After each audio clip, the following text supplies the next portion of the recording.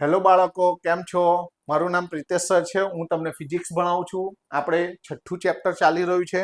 1 થી 5 ચેપ્ટરના બધી થિયરી, બધા જ ઉદાહરણના દાખલા, બધા જ સ્વાધ્યાયના દાખલા બધા જ ફિનિશ કરેલા છે. એના વિડીયો તમે ના જોયા હોય તો પ્લેલિસ્ટમાં રાખેલા છે. બીજી વાત, હું આ જે પણ હેન્ડ રિટન નોટ્સ લખું છું એ તમારે લખવાની જરૂર નથી, એ પણ ડિસ્ક્રિપ્શન બોક્સમાં મૂકેલી છે. સૌથી પહેલાં તો તમે હજી સુધી સબસ્ક્રાઇબ ના કર્યું હોય તો તમારે સબસ્ક્રાઇબ કરવાનું છે. અને આ વિડીયો તમારે તમારા ફ્રેન્ડ સર્કલમાં મોકલવાનો છે અને એમને પણ સબસ્ક્રાઇબ કરવાનું કહેવાનું છે.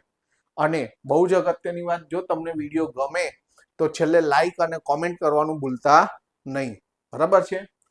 હવે આપણે ગયા લેક્ચરની અંદર ઉદાહરણ 6.1, 6.2 અને 6.3 કર્યું હતું. 3 મોસ્ટ ઇમ્પોર્ટન્ટ હતા, મેં તમને કહ્યું હતું. બરાબર છે?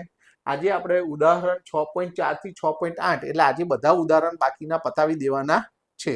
ઓકે, તો ચલો આપણે શરૂ કરીએ. ઉદાહરણ 6.4. હવે આની અંદર તમને 8 સેન્ટીમીટર તમને લંબાઈ આપેલી છે. L = 8 સેન્ટીમીટર અને પહોળાઈ આપણને આલી છે. પહોળાઈ બરાબર 2 સેન્ટીમીટર. બાજુવાળા એક નાનો કાપો ધરાવતા એક લંબચોરસ તારનો ગાળો 0.3 ટેસ્લા એટલે ચુંબકીય ક્ષેત્ર આલ્યું છે 0.3 ટેસ્લા ની તીવ્રતા અને ગાળાને લંબ દિશામાં એક સમાન ચુંબકીય ક્ષેત્રના વિસ્તારમાંથી બહાર તરફ ગતિ કરી રહ્યો છે. જો ગાળાનો વેગ તમને વેગ આપેલો છે v બરાબર 1 સેન્ટીમીટર પર સેકન્ડ અથવા સેન્ટીમીટર સેકન્ડ ઇનવર્સ, તો એ લાંબી બાજુને અને બી ટૂંકી બાજુને લંબ દિશા તરફ શું કહે છે? લાંબી બાજુને લંબ દિશા તરફનો હોય અને ટૂંકી બાજુને લંબ દિશા તરફનો હોય તો આ કાપાના છેડા વચ્ચે ઉત્પન્ન થતા ઈએમએફ નું મૂલ્ય કેટલું થાય? ટૂંકમાં લાંબી બાજુ માટે ઈએમએફ નું મૂલ્ય અને ટૂંકી બાજુ માટે ઈએમએફ નું મૂલ્ય શોધવાનું છે. અને પ્રત્યેક કિસ્સામાં પ્રેરિત વોલ્ટેજ નો સમય શોધવાનો છે. ફરી એકવાર આપણે કઈ કઈ બાબતને કોન્સન્ટ્રેટ કરવાની છે? તો સૌથી પહેલા તો તમને શું આપેલું છે? લંબાઈ અને પહોળાઈ આપેલી છે. ઓકે, પછી તમને ચુંબકીય ક્ષેત્ર આપેલું છે, તમને વેગ આપેલો છે. ઓકે, હવે તમારે શું શોધવાનું છે? તો લાંબી બાજુ માટે અને ટૂંકી બાજુ માટે શું શોધવાનું છે? તો ઉત્પન્ન થતું ઈએમએફ કેટલું હશે અને કેટલા સમય માટે આટલું શોધવાનું છે. તો એ અને બી આપણે બે હેડિંગ લગાવી દઈએ. અહીં લખીએ આપણે એ અને અહીં લખીએ આપણે બી. ઓકે, આ શાના માટે છે? લાંબી બાજુ માટે. અને આ શાના માટે છે? તો ટૂંકી બાજુ માટે. બરાબર? હવે લાંબી બાજુ માટે ઈએમએફ શોધવાનું છે તો BVL થાય. અહીં ઈએમએફ શોધવાનું છે તો BVB થાય. ટૂંકી બાજુ એટલે પહોળાઈ આવે, લાંબી બાજુ એટલે લંબાઈ આવે. કિંમત મૂકીને આન્સર મેળવવાનો છે. તો બી કેટલું આલ્યું છે? 0.3. વેગ કેટલો આલ્યો છે? 1 સેન્ટીમીટર પર સેકન્ડ છે. સેન્ટીમીટરને મીટરમાં ફેરવવા હોય તો શું કરવું પડશે? ભાગ્યા 100 કરવું પડશે. ઓકે, ચલો. અને L લંબાઈ કેટલી છે? 8. તો 8 સેન્ટીમીટર છે. મીટરમાં ફેરવવા માટે ભાગ્યા શું કરવું પડશે? 100. તો શું થશે? ઈએમએફ એટલે 8 તરી 24. બરાબર છે? એટલે 2.4 અથવા અહીંયા પોઈન્ટ નીચે કાઢી નાખીએ 8 તરી 24 = 24 અને નીચે 5 મીંડા ઉપર જાય એટલે 10⁻⁵. આપણે હંમેશા દશાંશ પદ્ધતિના પ્રમાણિત સ્વરૂપે લખવું હોય તો એક આંકડા પછી પોઈન્ટ લઈ હોવું જોઈએ. એક ડાબી બાજુ ખસીએ તો 2.4 ગુણ્યા 10 અહીં શું થશે? ડાબી બાજુ ખસીએ છીએ એટલે એક ઘાત ઉમેરાય, 10⁻⁴ વોલ્ટ આવ્યું. આવી રીતે આ બાજુ ઈએમએફ = BVB ઓકે, તો બી શું થશે? બી કેટલું છે? બી એટલે 0.3. વી કેટલું છે? 1 સેન્ટીમીટર. એને આપણે મીટરમાં ફેરવીએ એટલે ભાગ્યા 100. બી એટલે પહોળાઈ શું છે? 2 સેન્ટીમીટર. એને મીટરમાં ફેરવીએ એટલે ભાગ્યા 100. તો E ઇઝ ઇક્વલ ટુ શું થશે? 3 દુ 6 અને અહીંથી પોઈન્ટ કાઢીએ એટલે નીચે મીંડું અને આ 4 મીંડા અને અહીંથી પોઈન્ટ કાઢીએ એટલે મીંડું એટલે 5 10 ની 5 ઘાત ઉપર આવે એટલે 10 ની માઇનસ 5 ઘાત વોલ્ટ. તો બંનેની અંદર તમને વોલ્ટ મળી ગયા. ઓકે, સારું. ત્યાર પછી આપણે શું શોધવાનું છે? સમય. તો આ એક જવાબ આવ્યો. એ જવાબને આપણે કેવી રીતે લખીએ છીએ? ફ્રેમ કરીને લખીએ છીએ. તો આને આપણે ફ્રેમ કરી દઈએ. આ પણ ફ્રેમ કરી દઈએ આપણે. ઓકે, ચલો. હવે તમારે બંને માટે શું શોધવાનું છે? સમય શોધવાનો છે. તો સમયનું સૂત્ર શું થશે? તો સમય બરાબર ટી બરાબર, હવે જો લાંબી બાજુ માટે હોય તો અહીં પહોળાઈ ભાગ્યા વેગ લેવાનો અને ટૂંકી બાજુ માટે હોય તો લંબાઈ ભાગ્યા વેગ લેવાનો. આ સૂત્ર યાદ રાખજો. ઉલટું, ટૂંકી બાજુ એટલે પહોળાઈ માટે હોય તો લંબાઈ ભાગ્યા વેગ અને એ ગાડી લંબાઈ હોય, લાંબી બાજુ એટલે લંબાઈ માટે હોય તો ટૂંકી બાજુ ભાગ્યા વેગ. સમય બરાબર અંતર ભાગ્યા ઝડપ, એ પ્રમાણેનું સૂત્ર છે. કિંમત મૂકીને આન્સર લાવો. તો બી એટલે કેટલા છે? 2 સેન્ટીમીટર. 2 સેન્ટીમીટર છે, બરાબર. અને વેગ કેટલો છે? તો 1 સેન્ટીમીટર પર સેકન્ડ ઇનવર્સ છે. તો સેન્ટીમીટર સેન્ટીમીટર જાય એટલે જવાબ આવશે 2 સેકન્ડ ઇનવર્સ. ઓકે, અહીં આગળ કિંમત મૂકીએ. લંબાઈ કેટલી છે? 8 સેન્ટીમીટર. અને ઝડપ કેટલી છે? 1 સેન્ટીમીટર સેકન્ડ ઇનવર્સ. તો શું આવશે? સેન્ટીમીટર સેન્ટીમીટર જાય એટલે 8 સેકન્ડ. અહીં સેકન્ડ ઇનવર્સ છે, ઉપર આવે એટલે સેકન્ડ થઈ જશે. ઉપર આવે એટલે સેકન્ડ થઈ જાય. એટલે અહીં આગળ લખવું હોય તો આખું પણ લખી શકો તમે, સેકન્ડ. અહીં પણ 8 સેકન્ડ. ઓકે, બંનેની વચ્ચે પાર્ટીશન કરી દઈએ. તમે પણ આ રીતે લખી શકો છો, બરાબર. દરેક હું તમને પાર્ટીશન પાડીને લખવાની ના પાડું છું, પણ આની અંદર તમે આવી રીતે લખી શકશો. આમાં આવી રીતે લખી શકાય, બરાબર. તો સહેલું લાગશે. બંનેની અંદર સૂત્ર લેવાનું. લાંબી બાજુ માટે હોય તો BVL, ટૂંકી બાજુ માટે હોય તો BVB. અહીં સમયના સૂત્રમાં લાંબી બાજુ માટે હોય તો પહોળાઈ આવે, ટૂંકી બાજુ માટે હોય તો લંબાઈ આવે. ઓકે, આટલું ક્લિયર થઈ ગયું. ત્યાર પછી આપણે જોઈએ એના પછીનો દાખલો. તો આમાં શું છે? 1 મીટર લાંબા ધાતુના સળિયાને તમને લંબાઈ આપી છે એટલે તમને લેન્થ આપી દીધી છે. તો L ઇઝ ઇક્વલ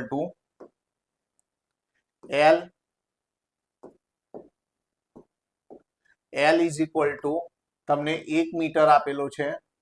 ધાતુના સળિયાને લંબ અને તેના કોઈ એક છેડામાંથી પસાર થતી અક્ષને અનુલક્ષીને 400 રેડિયન પર સેકન્ડ એટલે ઓમેગા કોણીય વેગ આપ્યો છે.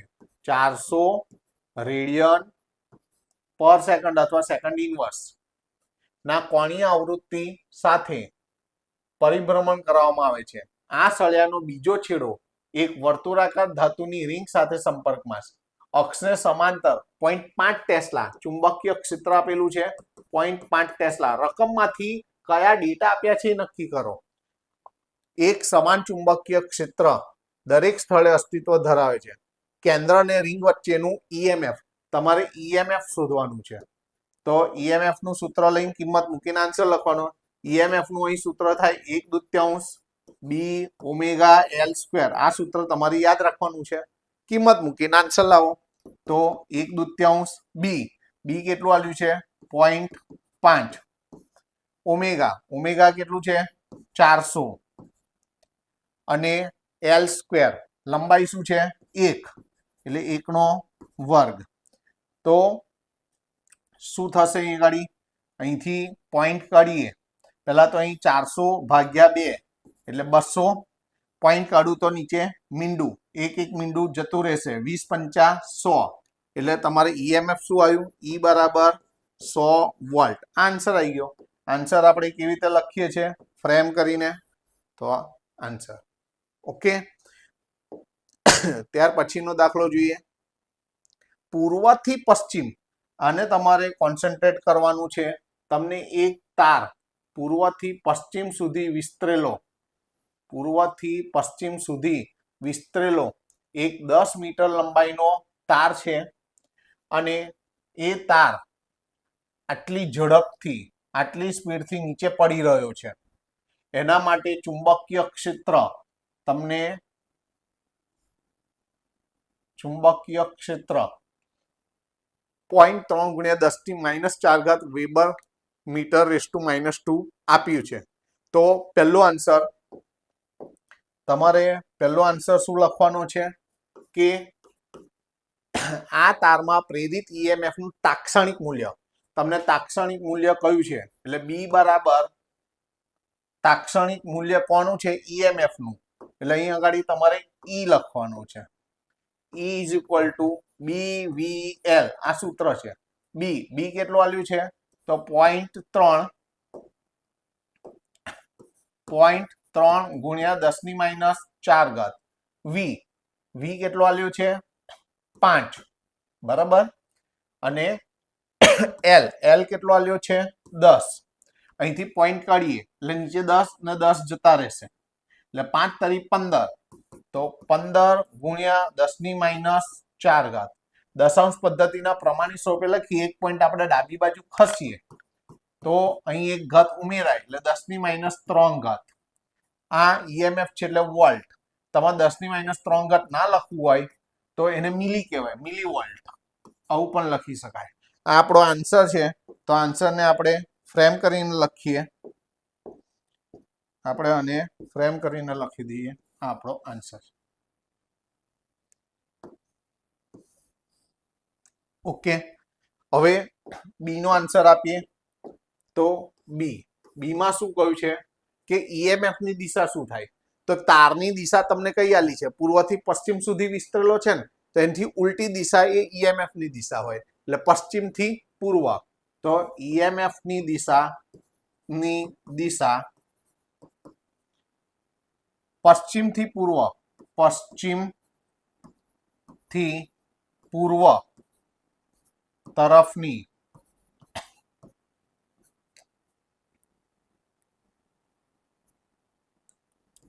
થાય. ત્યાર પછી આપણે ત્રીજો આન્સર આપવાનો છે સી. આ તારનો કયો છેડો ઊંચા વિદ્યુત સ્થિતિમાન પર હોય?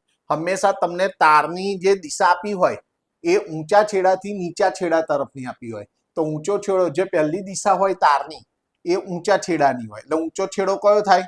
પૂર્વ.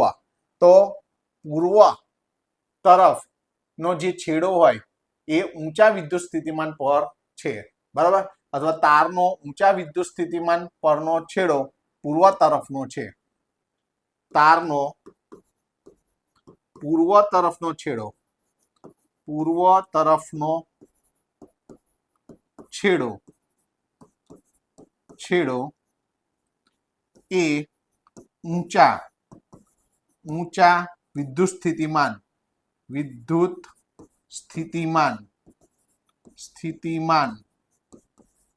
પર છે. ઓકે. તો પતી ગયો. જુઓ કેટલો સહેલો દાખલો છે. એના પછી એક પરિપથમાં 0.1 સેકન્ડમાં વિદ્યુત પ્રવાહમાં 5 એમ્પિયરથી 0 એમ્પિયરનો ઘટાડો થાય છે. એટલે ઘટાડો થાય છે, સાંભળજો. ઘટાડો એટલે પ્રવાહમાં ફેરફાર, ડીઆઈ. ઘટાડો છે એટલે માઇનસ કેટલાનો ફેરફાર છે? 5 એમ્પિયર, -5 એમ્પિયર. અને પ્રવાહમાં ફેરફાર છે એટલે આ સમયગાળો કહેવાય. સમય ના કહેવાય, સમય હોય તો ટી, આ સમયગાળો કહેવાય. એટલે એને ડીટી લઈશું આપણે. તો ડીટી બરાબર કેટલું છે? 0.1 સેકન્ડ છે. તો હવે 200 વોલ્ટનો સરેરાશ ઈએમએફ છે. સરેરાશ ઈએમએફ ને આપણે આવી રીતે દર્શાવીશું. એ આલ્યું છે 200 વોલ્ટ. તો આ પરિપથના આત્મપ્રેરકત્વનો અંદાજ, આત્મપ્રેરકત્વ એટલે તમારે એલ શોધવાનું છે.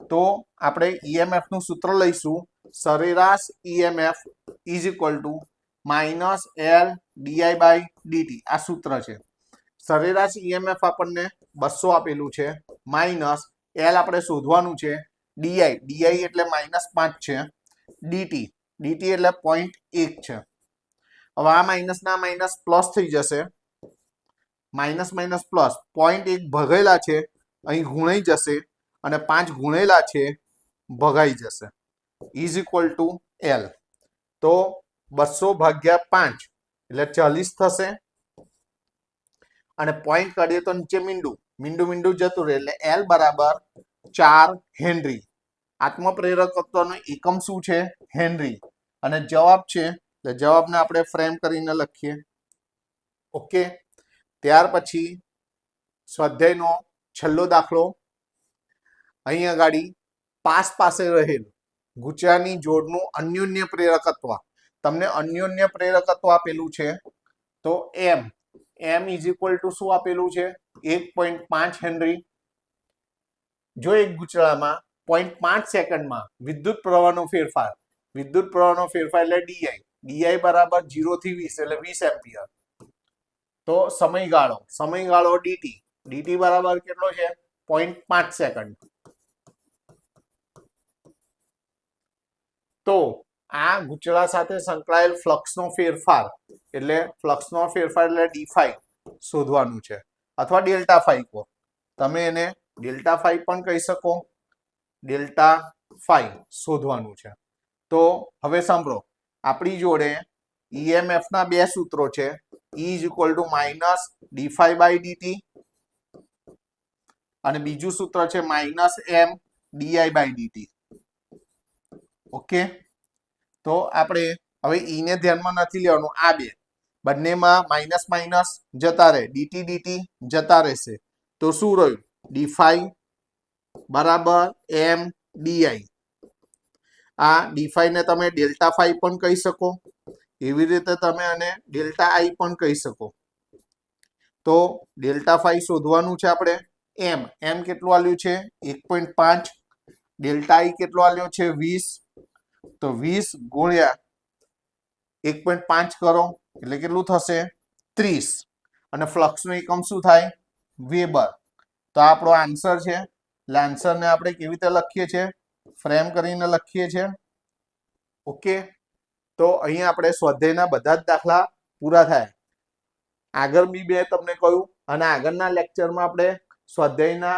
6.1 6.2 6.3 દાખલા લીધેલા આજે આપણે 6.4 થી 6.8 સુધીના લીધા એટલે સ્વાધ્યાયના બધા જ દાખલા પૂરા થયા નેક્સ્ટ લેક્ચરની અંદર આપણે ઉદાહરણના બધા દાખલા લેવાના છે અને જેવું પહેલા કહ્યું એ પ્રમાણે આ બધી હેન્ડ રિટન નોટ્સ તમારે લખવાની નથી એ ડિસ્ક્રિપ્શન બોક્સમાં મૂકેલી જ છે આ ઉપરાંત આગળના વિડીયો તમારે જોવાના બાકીના હોય તો તમારે એ પણ પ્લેલિસ્ટમાં મૂકેલા છે સૌથી પહેલા હજી તમે સબસ્ક્રાઇબ ના કર્યું હોય તો તમારે સબસ્ક્રાઇબ કરવાનું છે અને આ વિડીયોને તમારા ફ્રેન્ડ સર્કલમાં મોકલી અને એમને પણ સબસ્ક્રાઇબ કરાવવાનું છે અને સૌથી અગત્યની વાત તમને જો વિડીયો ગમ્યો હોય તો લાઈક કરવાનું અને કોમેન્ટ કરવાનું ભૂલતા નહીં તમને કંઈ પણ ડિમાન્ડ હોય કે સર આ અમને ફરીથી કરાવો આ ટોપિક અમને કંઈક વધારે અઘરું લાગે છે તો હું એને વધારે ઇઝી કરીને એનો વિડીયો મોકલીશ બરાબર છે પણ તમારે કમેન્ટ કરવાનું ભૂલવાનું નહીં ઓકે તમે લોકો લાઈક અને કોમેન્ટ કરશો તો મારો પણ ઉત્સાહ વધશે